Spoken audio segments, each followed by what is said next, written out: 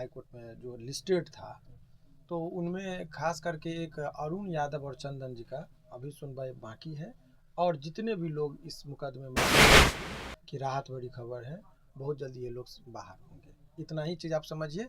लेकिन अभी high court का माता पिता के प्रति, उसके परिवार के प्रति संवेदना रखते थे, सिंपैथी रखते थे, उन लोगों के लिए राहत भरी खबर है। और वो लोग जो है सो राहत की सांस ले सकते हैं, चूँकि हम लोगों के सामने ही वो ऑर्डर लिखाया जाता है, वो करेक्शन में जाता है, उसके बाद जस्टिस साहब का उस पर सिग्नेचर होता है, फिर वो साइट पर अपलोड किया जाता है। तो ऐसे परिस्थिति में इतना तो कोर्ट में बहस हुई आरती छोटू पक्ष को लेके, तो जानना चाहते हैं दर्शक कि उसमें क्या कुछ माननीय कोर्ट का डिसीजन है? देखिए, माननीय हाई कोर्ट पटना में जो है सो चूँकि वो लोग आरती के जो गार्जियन लोग हैं, उनका वो लोग का जेल में है, तो उनके बेल के मुद्दे पर हम लोगों ने यहाँ पर लगाया था। तो माननीय न्यायालय में जो है सो इसको, इस बात को बहुत गंभीरता से देखा गया।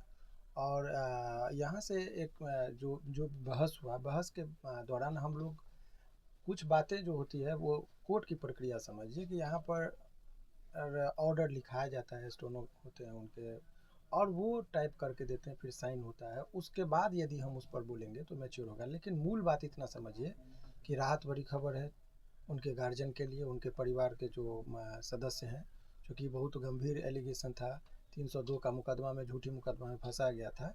तो राहत भरी खबर है, इतना ही अभी रहने दीजिए। 2 दिन का वक्त लगेगा, चूँकि ऑर्डर लोड होने के बाद, चूँकि न्यायालय का मामला है, बहुत गंभीर बातें होती है, तो उस संदर्भ में कुछ भी बोलना बिना ऑर्डर के वो उचित नहीं है। कोर्ट में जनरली हम लोग सारा इन्फॉर्मेशन, चूँकि हम लोगों के सामने ही वो ऑर्डर लिखाया जाता है, वो करेक्शन में जाता है, उसके बाद जस्टिस साहब का उस पर सिग्नेचर होता है, फिर वो साइट पर अपलोड किया जाता है। तो ऐसे परिस्थिति में इतना मूल बात आप लोग समझ जाइए कि राहत भरी खबर है, बहुत जल्दी ये लोग बाहर होंगे। इतना ही चीज़ आप समझिए।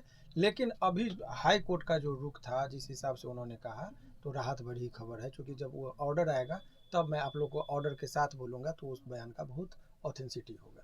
किन किन लोगों के निकलने की चांस है, संभवतः कौन कौन लोग हैं? अभी फिलहाल जो मामला है, जितने लोगों का मामला हाई कोर्ट में जो लिस्टेड था, तो उनमें खास करके एक अरुण यादव और चंदन जी का अभी सुनवाई बाकी है। और जितने भी लोग इस मुकदमे में अभियुक्त हैं, सभी लोगों का के ऊपर माने सुनवाई हो गई, हाई कोर्ट में सुनवाई कंप्लीट भी हो गई। ऑर्डर भी ओरली देखा जाए तो हो गया है, लेकिन ऑर्डर सीट का इंतज़ार है, क्योंकि हम तो जानते हैं, लेकिन ये जज साहब के आदेश से पहले यदि कुछ बोल दे तो ये उचित नहीं है, इसीलिए वहाँ तक इंतज़ार करना पड़ेगा। ज़्यादा नहीं, 2 दिन में वो ऑर्डर आ जाएगा हम लोगों के पास, क्योंकि वो आपको मैंने प्रक्रिया बता ही दिया। उसके बाद हम लोग कोई भी बात करेंगे तो ज़्यादा बेहतर है। इतना ही समझिए कि उन तमाम लोगों के जो जो